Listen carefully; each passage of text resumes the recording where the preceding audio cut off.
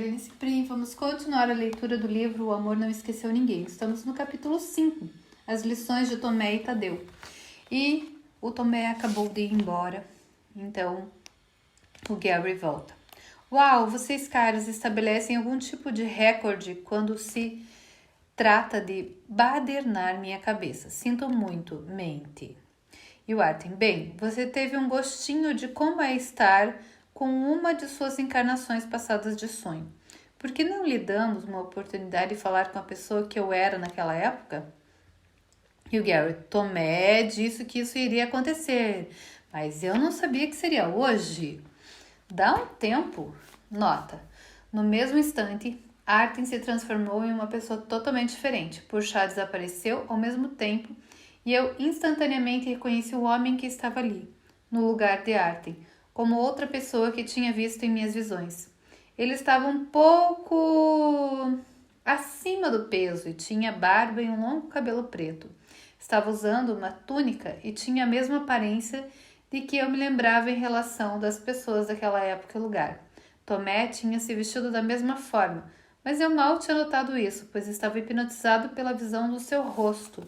Esse novo visitante estava sorrindo e parecia leve e alegre, menos sério que Tomé. E o Tadeu.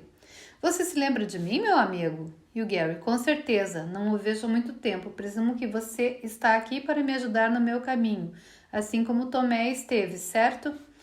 E o Tadeu, isso, me dê algo para fazer em meu dia de folga. Tomé descreveu para você algumas das maiores desafios dele, as lições na época de Jota. Vou fazer o mesmo porque isso o ajuda a colocar as coisas em perspectiva, assim como a nova escritura o ensina. As provações são apenas lições que falhaste em aprender, apresentadas mais uma vez de forma que, onde antes fizeste uma escolha faltosa, agora podes fazer outra melhor, e assim escapar de toda a dor que o que lhe escolheste antes trouxe a ti. Isso se aplica não apenas à sua vida atual, mas também de uma vida para outra. E o Gary, legal, sempre fico feliz em descobrir o que não aprendi. E o Tadeu, eu acabei aprendendo e você vai aprender suas lições também. Já aprendeu a maioria delas. Como muitos estudantes espirituais avançados, você tem uma ou duas grandes a respeito das quais precisa fazer escolhas melhores. E o Gary, então, quais foram estas grandes lições durante seus anos como discípulo ou depois da crucificação? E o Tadeu. Primeiro, você perguntou a Tomé se eu era casado. Na verdade, eu era gay. E não me sentia culpado em relação a isso. Eu era tão gay quanto uma gazela feliz e tinha o orgulho disso. Só que existiam alguns problemas. Um desses problemas é que eu era rabino e também cantor e cantava no templo. Eu era bom nisso. As pessoas gostavam de mim e as mulheres faziam fila para se casarem comigo. Não que eu estivesse interessado nesse tipo de coisa. E lá estava eu, o rabino cantor, mais ou menos como aquela pessoa que era popular quando você era criança, a freira cantora. E as pessoas esperavam que eu fosse um bom rabino, me casasse e seguisse em frente e me multiplicasse. Era isso que os rabinos faziam, incluindo o Jota, exceto pela parte da multiplicação. E esse não era o único problema. Como um rabino, eu ensinava as escrituras, as leis de Deus. E qual era uma das leis? Você se lembra daquela pequena pérola de Levítico, certo? Gary, todas as bruxas, adúlteros, médiums e homossexuais deveriam ser mortos? E o Tadeu, legal, não é? De qualquer maneira, embora eu não tivesse problemas em ser gay, tinha problemas em ser morto. Era uma fobia minha, essa foi uma grande lição para mim. Não foi fácil perdoar o fato de ser bom no que eu fazia e ainda assim saber que, se fosse descoberto, minha vida não apenas seria destruída, mas estaria terminada.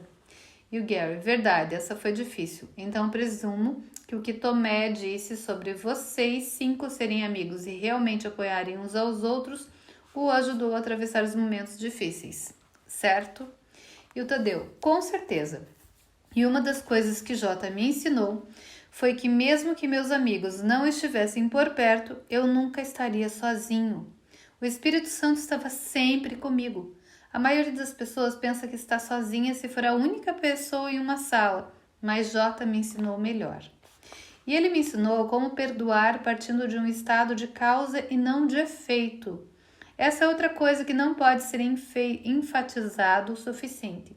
Você não pode perdoar as pessoas porque elas fizeram. É isso que o curso chama de perdão para destruir. Perdoar dessa forma é uma perda de tempo. No entanto, embora 99% dos professores do curso digam às pessoas para perdoarem, eles não ensinam a elas o tipo de perdão que funciona. Isso não desfaz o ego. Esses professores tornam real o que está sendo perdoado. Eles não têm coragem para dizer às pessoas que o mundo não é real, mas como o curso está tentando ensinar a eles, por causa do jeito como a mente funciona, quando você torna real o que está perdoando, não se liberta. Está dizendo à sua própria mente inconsciente que você é culpado. Qualquer um que faça o curso e não entender e não vivencie isso está levando a si mesmo a perder muito tempo. E o mesmo acontece com aqueles que ensinam dessa forma. A outra enorme lição pela qual tive que passar e perdoar foi assistir a meu melhor amigo sendo executado, o que, como você sabe, é simplesmente assassinato legal. O chefe militar que fez isso me disse para ir para a minha terra e contar às pessoas o que acontecia com aqueles que vinham a seu país e tentavam ensinar nossas crenças maléficas. Eu teria me sentido melhor se tivesse sido executado, mas Isaá estava lá e fiz o melhor que pude para confortá-la.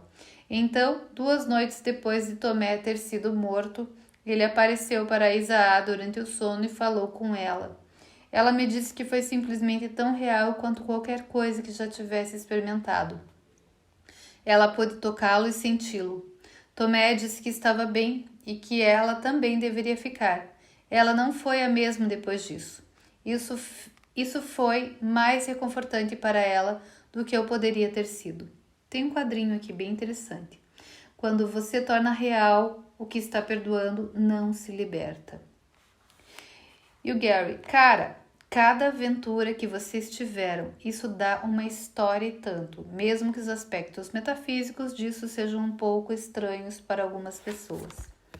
E o Tadeu, a verdade é mais estranha do que a ficção. E o Gary, sim, eu percebi. Eu vou só fazer uma aspas aqui. Como eu trabalho com ONG, né? A gente tenta mudar o mundo, vamos dizer, juntos somos a mudança amorosa e consciente que queremos ver no mundo. Isso não é errado. A gente pode fazer o que tem que ser feito aqui. Como ele diz, em nenhum momento a gente precisa parar as coisas que a gente está fazendo. Mas a gente não pode tornar isso real. Não leve isso tão a sério, porque isso não é real. Perdoar as pessoas, a gente não perdoa elas pelo que elas fizeram, mas sim pelos que elas não fizeram, porque ninguém fez nada. Porque a grande verdade é que todos somos um.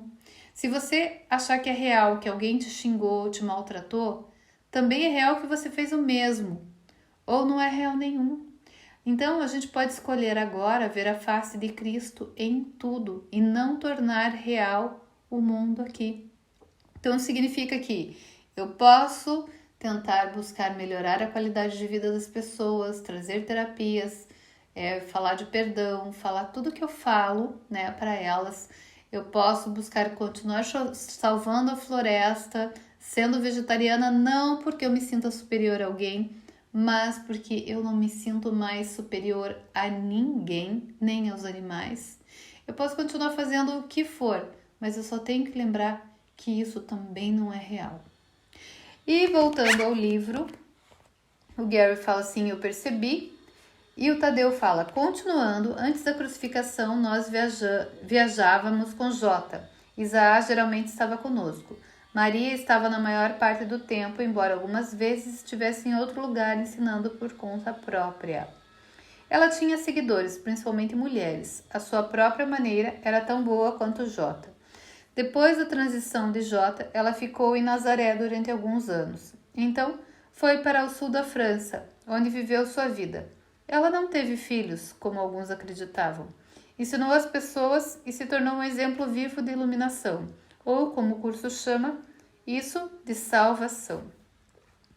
Tanto Jota quanto Maria usavam metáforas para ensinar, e Jota faz o mesmo no curso. Existem alguns indivíduos que ensinam que tudo o que Jota disse há 2000 anos e também aqueles que ensinam que tudo o que Jota diz no curso deveria ser visto literalmente. Isso é um completo absurdo. Quando se trata do que Jota diz, a verdade não dualista deveria ser vista de forma literal, mas qualquer outra coisa é uma metáfora. Se você entender isso, há 2000 anos ou hoje, Jota faz sentido. Seu curso faz sentido em toda a sua extensão, e os provérbios que ele realmente disse há 2000 anos, e que sobreviveram, também fazem sentido. E se você não entender isso, o curso parecerá estar se contradizendo. Existem pessoas que desistiram dele, porque pensaram que ele estava se contradizendo quando não estava. Essa é apenas uma das muitas razões pelas quais é importante que os professores saibam sobre o que estão falando. E o Gary: presumo que antigamente as pessoas que vinham ouvir cuidavam de vocês, caras. Elas lhe davam comida e abrigo ao longo do caminho. Isso?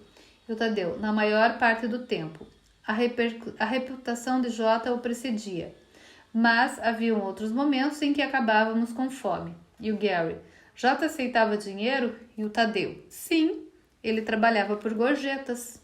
E o Gary: fala sério. E o Tadeu: não leve nada disso a sério. Você tem um senso de humor que vale a pena manter.